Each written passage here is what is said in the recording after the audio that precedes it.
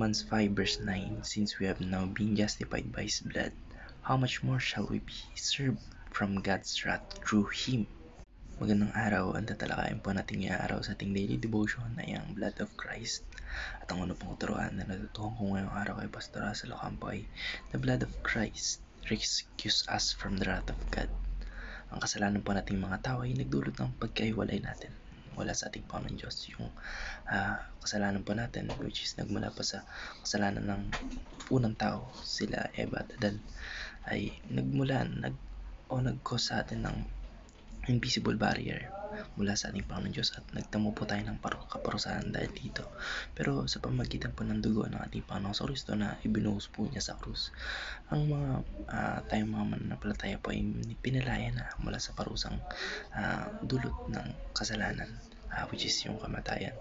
Ang sakripisyo po ng ating Panginoon sa Kristo ay nagsilbing pantubos at sa kanyang dugo tayo po ay niligtas mula sa galit ng ating Panginoon Diyos at tinanggap yung biyaya ng kaligtasan o ng salvation.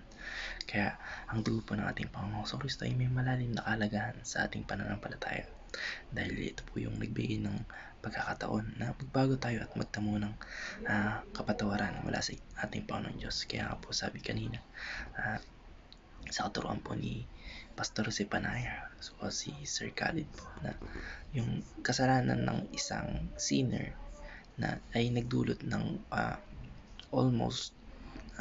ay yung isang sinner ay dahil sa isang sinner naging sinner yung almost all of the human o tao. Pero dahil din sa righteousness ng iisang tao, naging righteous din yung almost all of the people.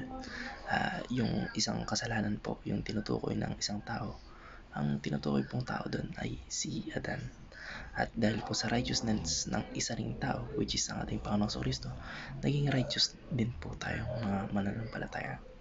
Ang natutuhan ko naman po sa pangalawang katuruan ni Pastor Russell Ocampo ay the blood reconciles all things back to God.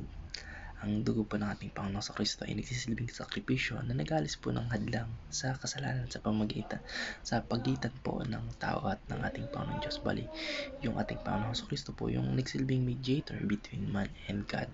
Kaya't yung pagkakasundo po o yung reconciliation ay nagiging posible dahil dati po need pa ng ng alay o ng dugo para yung boses nating mga tao ay makarating sa ating Panginoon Diyos. Kaya sa pamagitan po ng sariling pag-alay ng ating Panginoong Hesus Kristo ay binigyan niya tayo ng pagkakataon na maging muli o muling buo sa ating Panginoong Diyos o sa ating relasyon sa ating Panginoong Diyos. Kaya sa madaling salita po, yung dugo po ng ating Panginoong Hesus Kristo ay yung tanging paraan upang tayong mga tao ay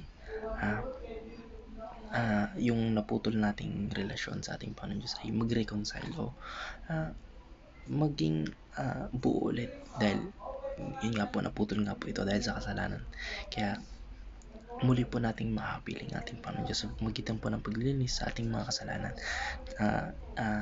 Nilinis po ng ating Panginoong Kristo sa krus ng Kalbaryo. Ang natutuhan ko lang po sa pangatlong katuruan ni Pastor Russell Ocampo ay the blood recovers our value sa pamamagitan po ng kanyang sakripisyo o sa sakripisyo po ng ating Panginoong Kristo at pag-aalay ng kanyang buhay. Pinapakita po ng ating Panginoong na tayo po bilang mga tao ay may mataas na halaga sa mata ng ating Panginoon Diyos at ang ating kaligtasan at pagpapatawad ay mahalaga sa Kanya. Nang dahil po sa dugo ng ating Panginoong Kristo, tayo po ay napatawad at muling binigyan ng halaga at dignidad na nawala dahil nga po sa ating mga kasalanan.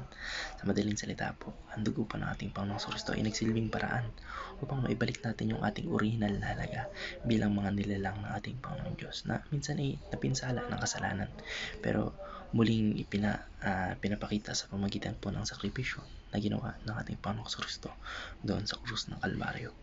Yun lamang po. Maraming salamat and God bless. Amen.